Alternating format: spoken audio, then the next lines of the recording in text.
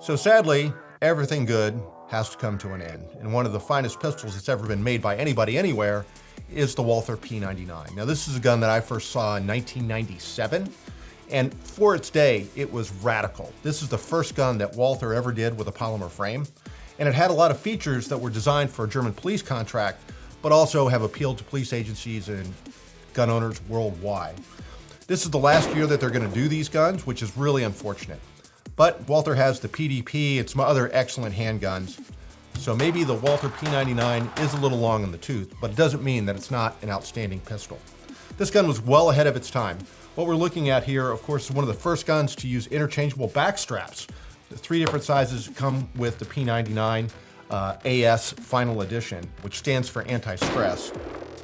You have a trigger pull that has just a great take-up, then a nice let off, and then it cycles and gives you that same consistent trigger pull time to time. So some of the features that set the P99 apart in its day were the fact that it has a decocker, but the decocker isn't a lever. It's not, some piece of stamped metal. It's actually built right into the slide. And if you look at the back of the slide, there's a cocking indicator that tells you that this gun is ready to fire. And then also on the right side of the gun, when a cartridge is in the chamber, you can actually see the back half of the extractors popped out, so you know for a fact that this gun is ready to go. But if you don't want this gun cocked, it's really easy. Just press that down, and you can actually hear the striker fall. So when I do it for demonstration, it looks a little awkward, but when you actually have the gun in your hand, you just pivot your grip just a little bit, and there you go. This gun is completely safe at that point. So there are some old school features on this. Of course, I love the green, and the green and the black I think make this a very distinctive looking gun. But it's got some things that were really ahead of their time, including the magazine release, which is completely bilateral, but it's mounted on the trigger guard. A very German thing. Walther, HK have used it. Americans, of course, like little buttons on the side. But this gun's pretty retro in that it looks a lot like the original P99, except for the color. So when it comes to taking this gun down, it's actually pretty easy. You remove the magazine, lock it back, and then the slide release is here. You drop the slide, pull the trigger, and off she comes.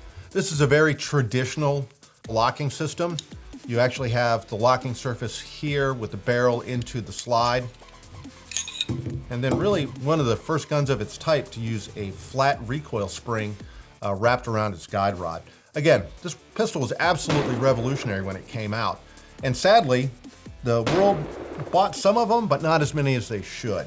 The thing about this gun that I've always liked is not only was it revolutionary in its day, but it's still very relevant. This is a pistol that you could still use for defensive use or as a duty gun. German police liked it quite a lot, and so did I.